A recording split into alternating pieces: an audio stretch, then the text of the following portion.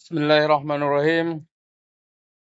Assalamualaikum warahmatullahi wabarakatuh. Alhamdulillahirabbil alamin wassalatu wassalamu ala asrofil anbiya'i wal mursalin wa ala alihi wa sahbihi ajmain.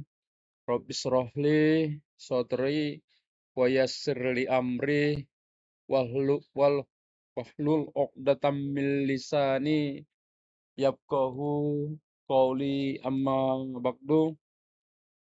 Yang selalu saya banggakan teman-teman mahasiswa Undi, khususnya Fakultas Ekonomi dan Bisnis, program studi bisnis digital yang berhadir dalam perkuliahan di siang hari ini.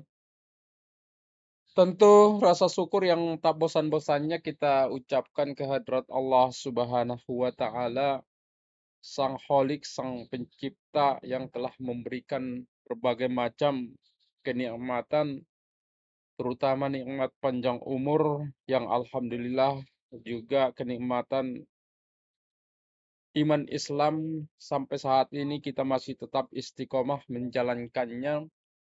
Selawat beriringkan salam kita curahkan ke junjungan kita Nabi besar Muhammad Sallallahu Alaihi Wasallam. Dalam kesempatan yang singkat ini, saya dengan Irfan Hidayat Hasibuan selaku dosen manajemen sumber daya manusia.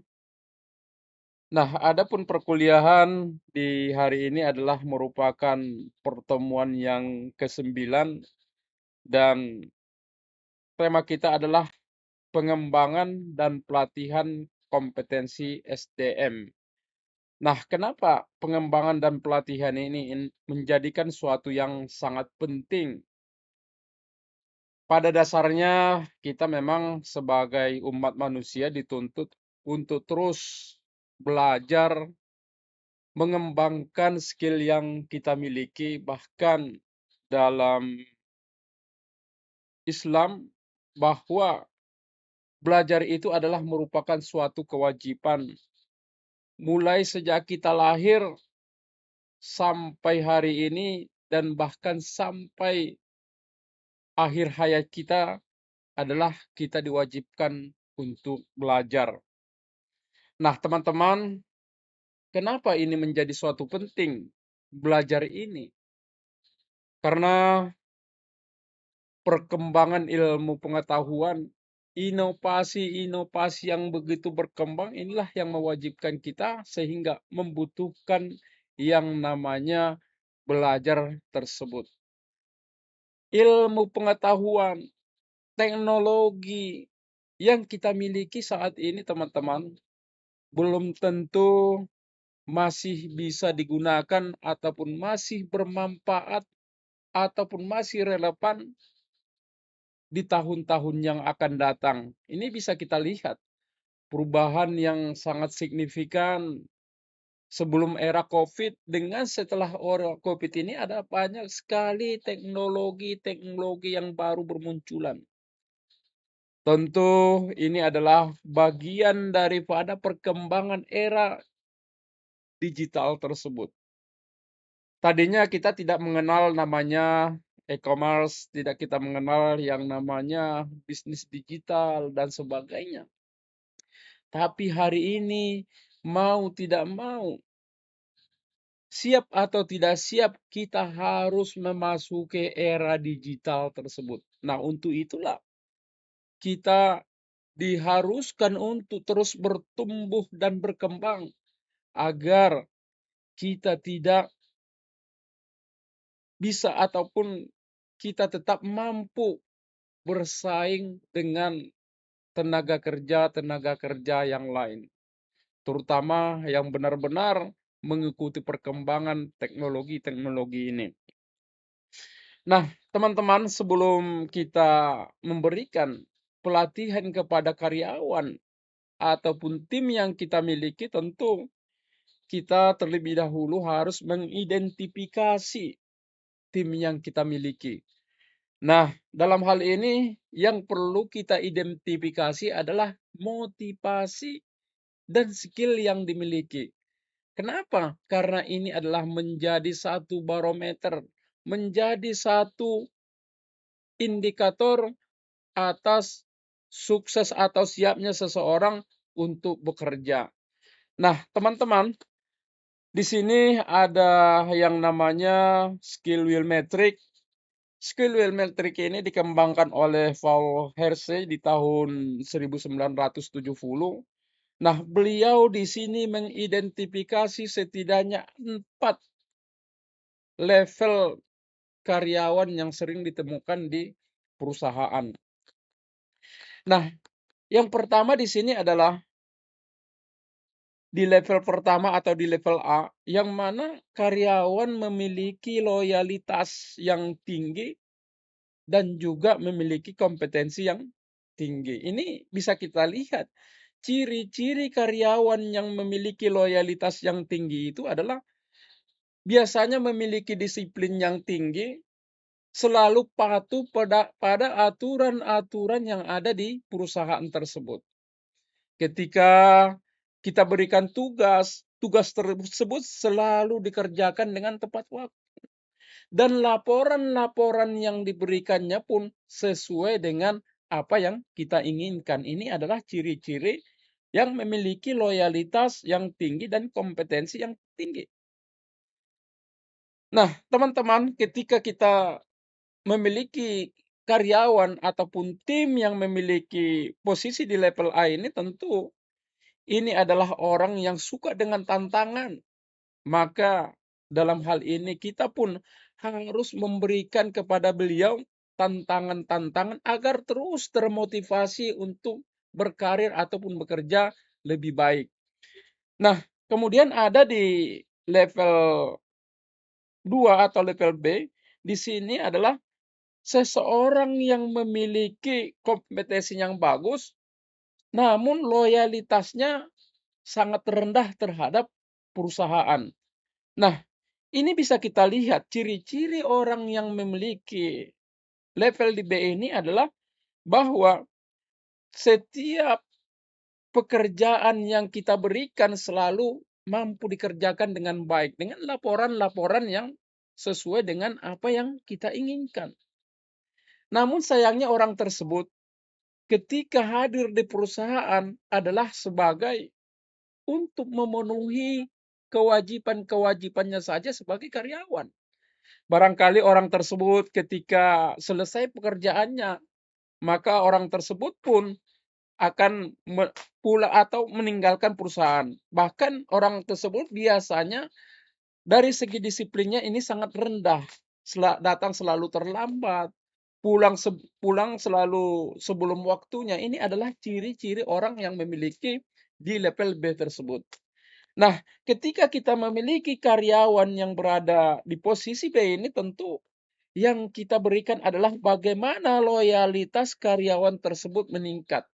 Barangkali kenapa disiplinnya rendah, semangatnya rendah, karena tidak memiliki motivasi yang baik untuk bekerja, tidak ada rasa yang mendorong untuk melakukan pekerjaan tersebut. Sehingga dia merasa kehadirannya di perusahaan pun itu semata-mata adalah menjalankan kewajibannya sebagai karyawan. Nah, kemudian ada yang berada di level C. Di sini seseorang memiliki loyalitas yang tinggi, namun orang tersebut sayangnya memiliki kompetensi yang rendah. Ini bisa kita lihat ciri-ciri orang yang memiliki di level C ini adalah ketika orang tersebut selalu datang tepat waktu, mematuhi peraturan-peraturan, norma-norma yang ada di perusahaan tersebut. Nah, setiap kita berikan penugasan selalu dikerjakan. Namun sayangnya karena tidak memiliki skill untuk mengerjakan tugas-tugas apa yang kita berikan, yang pada akhirnya sering sekali tugas-tugas tersebut tidak bisa diselesaikan tepat waktu. Dan laporannya pun cenderung tidak sesuai dengan apa yang kita inginkan. Nah, teman-teman, ketika kita menemukan karyawan ataupun tenaga kerja yang berada di tim kita dengan level C ini tentu yang kita berikan adalah untuk memberikan training-training kepada orang tersebut, tujuannya agar beliau bisa bekerja baik dengan kemampuan skill yang dimilikinya tersebut.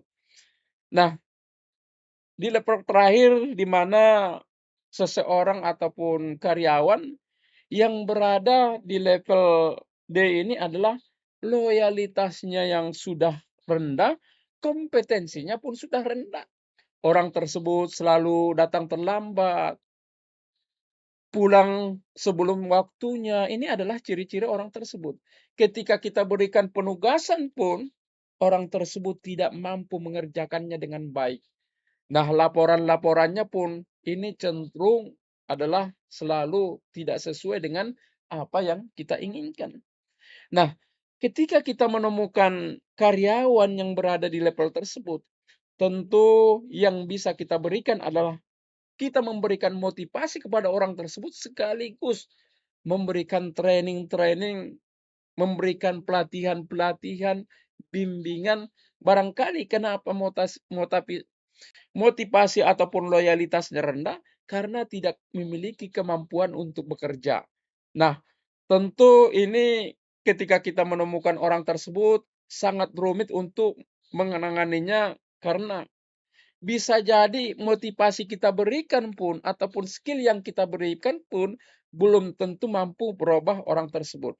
Nah, apabila kita sudah memberikan motivasi, kita sudah memberikan pelatihan-pelatihan namun tidak ada perubahan, maka mau tidak mau orang tersebut harus kita kualifikasi dari tim kita.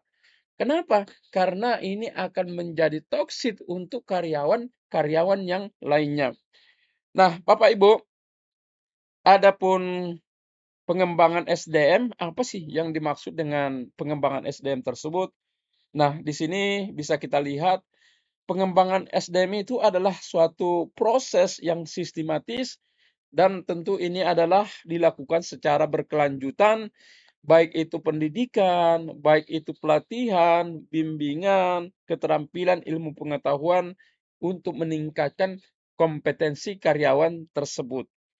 Nah, poin-poin yang menjadi penting dalam pengembangan karyawan ini setidaknya ada beberapa poin yang paling penting. Yang pertama, apa tujuan dari pengembangan karyawan tersebut? Yaitu tujuan yang pertama adalah meningkatkan efisiensi dan produktivitas dan juga mampu meningkatkan loyalitas, adaptabilitas karyawan terhadap perubahan teknologi industri yang ada saat ini tentunya adalah berhubungan dengan berhubungan dengan inovasi-inovasi digital yang terus berkembang saat ini. Kemudian fokusnya tentu adalah fokus jangka panjang karena pengembangan karyawan ini adalah untuk kebutuhan di masa yang akan datang. Nah, kemudian metodenya di sini bisa bermacam-macam metode yang bisa kita berikan. Ada metode training ataupun pelatihan, pembimbingan, coaching ataupun pelatihan secara individu. Kemudian juga bisa kita lakukan rotasi kerja, bisa kita berikan workshop. Nah, adapun kompetensi-kompetensi yang perlu kita kembangkan yaitu adalah yang berhubungan dengan hard skill, yaitu kemampuan teknis, soft skill seperti kemampuan komunikasi, kemampuan leadership, dan sebagainya. Ini adalah bentuk-bentuk kompetensi yang perlu kita kembangkan. Nah, adapun dari segi manfaat untuk perusahaan, tentu dengan meningkatkan keunggulan karyawan yang kompetitif, ini akan mengurangi turnover atau keluar masuknya karyawan dan tentu menciptakan pemimpin di perusahaan tersebut di masa yang akan datang. Nah, teman-teman, ada pun bentuk-bentuk pengembangan yang bisa diberikan ataupun yang umum sering diberikan adalah seperti pelatihan, workshop. Ini adalah berbentuk pelatihan teknis, ada yang namanya hard skill, spesifikasi atau pengembangan soft skill seperti komunikasi, manajemen waktu dan sebagainya. Ini adalah bentuk-bentuk pelatihan. Nah, kemudian juga ada namanya mentoring dan coaching. Ini adalah bimbingan personal dari atasan kepada ataupun senior-senior yang arahnya adalah untuk meningkatkan kinerja karyawan tersebut. Barangkali banyak sekali karyawan-karyawan yang kita miliki, namun tidak mampu mengembangkan potensi-potensi yang dimilikinya. Nah, disinilah perlunya melakukan mentoring maupun coaching tersebut. Nah, kemudian juga ada namanya rotasi pekerjaan. Ini umum sekali dilakukan dalam suatu perusahaan maupun dalam suatu organisasi, di mana pemindahan karyawan antar departemen ataupun antar divisi adalah tujuannya untuk memperluas pengalaman maupun wawasan karyawan tersebut. Nah, ketika saat ini beliau adalah menguasai ilmu tentang keuangan. Nah, seketika kita pindahkan beliau ke divisi lain, misal ke marketing, ya tentu mau tidak mau orang tersebut harus mempelajari tentang yang namanya ilmu untuk marketing tersebut. Di sinilah bentuk-bentuk penambahan pengalaman maupun wawasan-wawasannya tersebut. Nah, kemudian pendidikan lanjutan atau sertifikasi. Ini adalah mendukung mendapatkan sertifikasi profesional. Ini biasanya yang umum di Indonesia adalah ada namanya sertifikasi BNSP. Nah, ataupun pendidikan-pendidikan lanjutan, misalnya dari SMK, dilanjutkan pendidikannya ke S1, ke S2, dan seterusnya. Ini adalah bentuk pengembangan pengembangan pendidikan lanjutan tersebut. Nah, kemudian juga pengembangan kepemimpinan ini adalah diberikan leadership untuk mempersiapkan karyawan tersebut untuk menjadi pemimpin-pemimpin di masa yang akan datang. Nah, kemudian juga bentuk-bentuk pengembangan karyawan itu ada namanya e-learning ataupun digital learning. Ini pelatihan-pelatihan yaitu berbasis digital teknologi. Nah, kemudian adalah pengayaan atau pembesaran pekerjaan. Ini adalah tentu perluasan tanggung jawab ataupun peningkatan kompleksitas tugas agar pekerjaan lebih menantang dan lebih termotivasi untuk terus bertumbuh dan berkembang. Nah, kemudian juga yang sering kita lakukan ataupun yang umum dilakukan perusahaan adalah dengan studi banding, yaitu mempelajari praktek terbaik dari perusahaan-perusahaan lain yang sejenis. Tujuannya agar kita bisa mendapatkan ilmu dari studi banding tersebut. Nah, mengapa pengembangan karyawan ini menjadi suatu yang penting? Tentu di sini ada beberapa alasan-alasan pengembangan karyawan itu adalah sangat dibutuhkan di suatu perusahaan. Yang pertama adalah untuk peningkatan kinerja dan produktivitas karyawan tersebut. Karyawan yang dilatih bekerja lebih cepat, lebih baik, lebih efisien, yang pada akhirnya adalah untuk meningkatkan hasil keseluruhan tujuan-tujuan perusahaan tersebut. Nah, kemudian juga adaptasi terhadap perubahan yang mana kita lihat akhir-akhir ini perubahan teknologi begitu cepat. Teknologi itu dari tahun ke tahun selalu berubah dan bertumbuh. Dulu kita tidak mengenal yang namanya AI. Dulu kita tidak mengenal yang namanya ChatGPT. Ini adalah contoh-contoh perubahan ataupun inovasi-inovasi teknologi tersebut. Nah, jadi dalam hal ini karyawan yang diharuskan untuk terus belajar mengikuti kemampuan perkembangan teknologi yang ada saat ini. Nah, kemudian retensi karyawan dan loyalitas tujuannya adalah agar karyawan yang kita miliki terus bertahan di perusahaan yang kita pimpin adalah ini bagaimana meningkatkan kebermaknaan, juga meningkatkan kepuasan karyawan tersebut tentu adalah dengan kita berikan motivasi yang diinginkan, kita berikan apa yang menjadi motivasi karyawan tersebut. Nah, kemudian terus adalah memperbaiki kesenjangan kompetensi. Ini umum kita temukan antara individu yang ada di tim kita memiliki perbedaan-perbedaan kompetensi. Nah, inilah kita perlu mengembangkan karyawan-karyawan yang kompetensinya rendah agar levelnya bisa sama dengan karyawan-karyawan yang memiliki kompetensi baik. Nah, kemudian tentu adalah meningkatkan motivasi dan kepuasan. Karena motivasi kepuasan kerja itu adalah menjadikan seorang karyawan menjadi loyal terhadap perusahaan. Nah, ini dengan memberikan kesempatan untuk terus belajar dan bertumbuh itu agar karyawan merasa termotivasi dan lebih semangat untuk bekerja di perusahaan tersebut. Nah, kemudian ada namanya perencanaan suksesi dan kepemimpinan di masa yang akan datang. Jadi ketika kita merekrut karyawan, karyawan tersebut sudah kita mapping dalam segi karir maupun dari segi kepemimpinan. 5 tahun yang akan datang, 10 tahun yang akan datang, orang tersebut kita posisikan ataupun kita tugaskan di posisi apa. Ini adalah bentuk-bentuk daripada perencanaan suksesi tersebut. Nah, berikutnya adalah tentu adalah membangun budaya perusahaan yang unggul.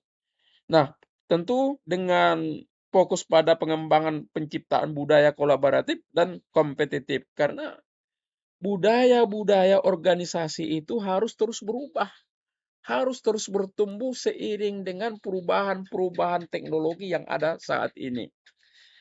Nah, teman-teman, adapun strategi-strategi pengembangan tersebut, ini yang paling efektif ataupun sering kita temukan adalah pelatihan pengembangan berkelanjutan. Ini yaitu dengan memberikan pelatihan-pelatihan keterampilan, pelatihan-pelatihan ulang, ataupun pelatihan-pelatihan yang berbasis teknologi seperti e-learning.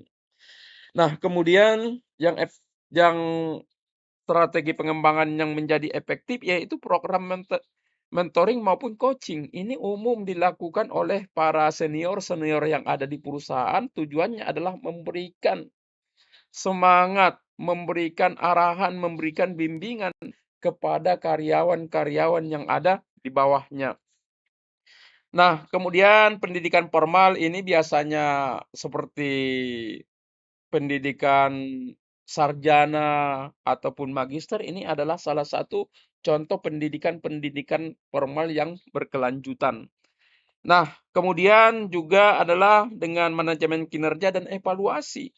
Tentu kita terapkan bagaimana cara mengukur kinerja karyawan tersebut dengan pengukur yang jelas dan transparan. Nah, dari hasil pengukuran ini nanti kita berikan umpan balik secara berkala. Kemudian kita berikan budaya kerja yang positif dan fleksibel. Ini adalah menciptakan lingkungan yang inklusif untuk penerapan model kerja fleksibel seperti ada yang namanya kerja WFH ataupun hybrid untuk meningkatkan keterlibatan karyawan tersebut. Nah, kemudian juga kita memberikan penghargaan ataupun apresiasi. Nah, dengan memberikan bonus tambahan, dengan memberikan kenaikan gaji ataupun memberikan sertifikasi atas pelatihan-pelatihan yang kita berikan, ini bisa memacu, bisa memberikan motivasi kepada karyawan tersebut. Nah, juga pemanfaatan teknologi yang ada saat ini, yaitu dengan menggunakan analitik data, memetakan kebutuhan pelatihan, yaitu bias yang seperti pelatihan yang berbasis AI. Ini adalah bentuk-bentuk pengembangan SDM yang efektif saat ini ya. Nah, teman-teman, adapun pelatihan kerja SDM itu adalah merupakan kegiatan pembelajaran yang terstruktur. Nah, tujuannya adalah untuk meningkatkan keterampilan dari karyawan tersebut, meningkatkan ilmu pengetahuan, meningkatkan kompetensi, tentu adalah agar karyawan tersebut lebih produktif, lebih adaptif, dan tentu adalah meningkatkan daya saing perusahaan tersebut.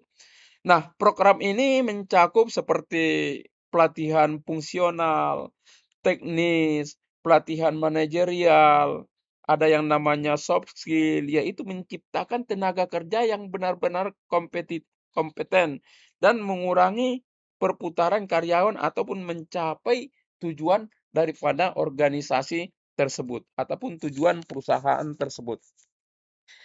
Nah, adapun metode pendekatan pelatihan SDM tersebut, setidaknya ada beberapa metode yang bisa diberikan, seperti metode konvensional, ini berbentuk ceramah, berbentuk diskusi kelompok, kemudian ataupun ada yang namanya studi kasus dan juga simulasi, ini adalah bentuk-bentuk metode konvensional. Kemudian metode modern saat ini adalah seperti micro learning, yaitu dengan video-video pendek, ataupun ini tentu diberikan kepada karyawan-karyawan yang memiliki kesibukan tinggi ataupun load pekerjaan yang tinggi.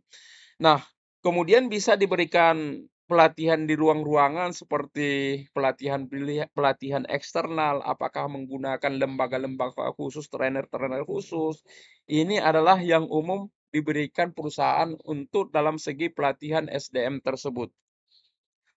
Nah, kemudian jenis-jenis pelatihan SDM yaitu seperti pelatihan manajemen.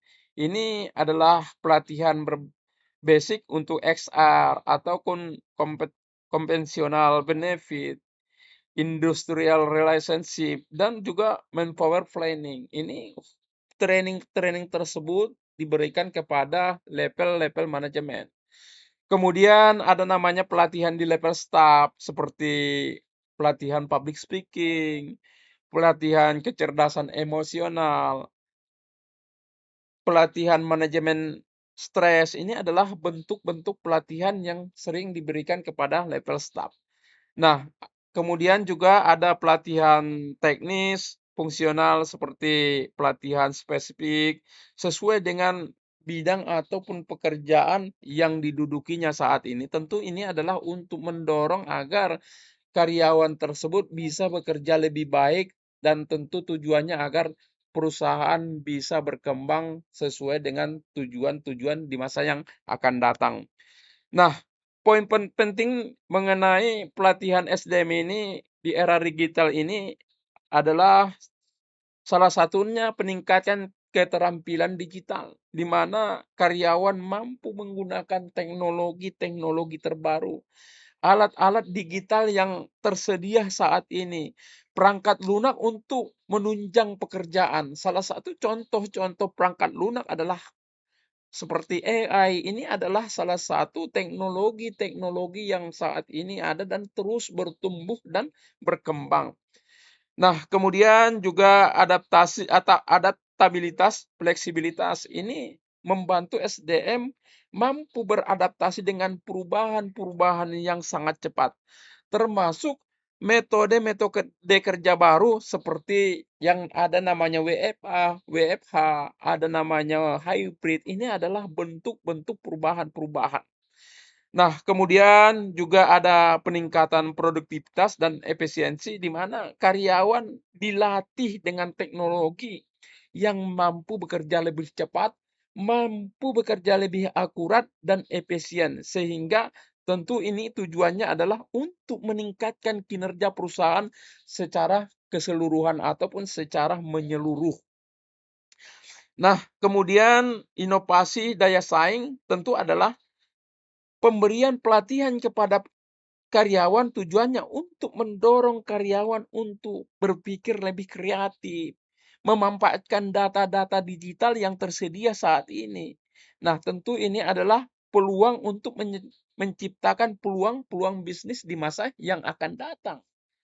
Nah, kemudian juga ada namanya keamanan cyber ataupun cyber security. Ini bagaimana caranya memberikan ilmu pengetahuan dasar bagi karyawan untuk melindungi data perusahaan dari ancaman-ancaman cyber yang sering terjadi di akhir-akhir ini. Nah, kemudian juga fleksibilitas pelatihan seperti e-learning ini adalah penggunaan platform digital yang memungkinkan memberikan pelatihan dilakukan kapan saja, di mana saja, yaitu dengan menggunakan platform-platform yang tersedia saat ini. Nah, itulah setidaknya poin-poin penting mengenai pelatihan SDM di era digital ini. Nah, adapun strategi yang efektif di sini setidaknya ada beberapa strategi seperti analisa kebutuhan pelatihan. Ini melakukan analisa mendalam untuk mengidentifikasi keterampilan ataupun kekurangan sebelum merancang program tersebut. Jadi harus kita lihat dulu pelatihan-pelatihan apa yang perlu diberikan oleh karyawan. Ya, itu adalah tentu untuk mendorong agar karyawan tersebut lebih produktif dalam bekerja. Nah, kemudian ada metode pembelajaran campuran, yaitu menggabungkan pelatihan tatap muka dengan e-learning dan simulasi untuk dokumentasi hasilnya yang maksimal. Nah, kemudian juga ada yang namanya on the job training. Ini melibatkan praktik langsung. Di saat bekerja, kita untuk meningkatkan keterampilan secara teknis dan tentu ini adalah secara nyata.